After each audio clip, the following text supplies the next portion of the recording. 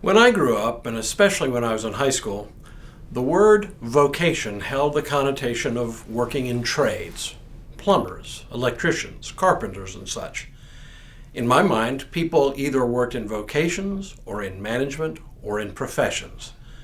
This was reinforced by the term VOTEC, or vocational technical education. I was also at least vaguely aware, because I grew up in a majority Catholic city, that there was also a religious connotation to vocations as well. It referred to people who were ordained to the priesthood, for example. It was not until seminary that I began to explore the whole idea of vocation and began to fully appreciate the much broader way we Protestants use the term. In fact, it is overdue for a re-examination and an enhanced place in our tradition. Hello, I'm Stuart Baskin, pastor of First Presbyterian Church of Tyler, Texas, and this is your daily devotional for Thursday, October 12th, 2023. The word vocation itself comes from a Latin term vocare, meaning to call. Its root meaning refers to the idea that we are called by God, first to be disciples of Jesus Christ. We are called out from humanity to be disciples, followers of Jesus, bearing witness to God's redeeming and reconciling love in Christ. In this respect, we have a common calling as Christian people, and one that is religious in nature. In the long history of the church, the idea of vocation came to mean religious work. Hence, in the Roman Catholic Church, vocations meant ordination to the offices of deacon, priest, or bishop. People who engaged in secular work were not considered to have a vocation besides the most basic commitment to be a disciple. As an almost inevitable result, the church typically elevated the religious vocations as being of greater value than secular work. The Reformation saw a complete rethinking of this divide. Both Martin Luther and later John Calvin spoke of vocations much more broadly. Both considered religious work as no more important or spiritually significant than any other work. Calvin, in fact, saw certain other so-called non-religious vocations as even higher callings than ministry in the church. As a result of this, both men saw common labor as spiritually significant for one very important reason: it contributes to the common good in society. Obviously, some jobs require more skill than others. Some jobs require more education than others. But no job could be considered as qualitatively more important, for all alike contribute to the common good. The farmer grows crops and raises animals to provide food. The grocer brings food for families to buy to put meals on the table. The carpenter builds houses to provide shelter and tables, chairs, and other furniture that make living pleasant. The tailor makes clothes, and the cobbler makes shoes to protect people from the elements. And it goes on and on.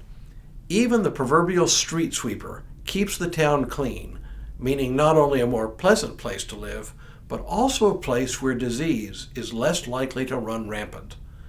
For the reformers, all contribute something important to the well-being of the entire society. But there's another thing going on here. The reformers perceived that to the extent that people contributed to the common good, they were doing holy work, God's work, every bit as much as the preacher, and in many respects even more. Bankers, lawyers, doctors, soldiers, and even government officials. In fact, it always surprises people to know that John Calvin in particular counted the service of government officials as a higher calling than the call to ministry. Which leads to one final element of vocation. The reformers understood that different people have different abilities and sensibilities. Not all alike have gifts for ministry. Not all alike have gifts for medicine, or law, or banking, or farming, or carpentry, or anything else. They saw the varieties of gifts as part and parcel of each individual's vocation. They saw it as part of God's providence. What are you called to do? What is your vocation? The first clue is to ask about your innate talents and abilities, the things that God has given. Good with numbers, but have terrible hand-eye coordination? maybe accounting or bookkeeping is a better fit than, say, carpentry. The sad fact, though, is that once again, society has placed a higher value on some jobs than others. Mowing yards and collecting garbage are seen as menial, undignified tasks, when the reality is that both contribute to the common good much more than we often realize. The result is that those who do these kinds of work do not command the respect of others. And that means that people often do not take pride in their work or receive satisfaction, let alone make a decent wage. But imagine what life would be like without these so-called menial jobs. I shudder to think. But then imagine if, as a society, we valued these jobs and those who perform them.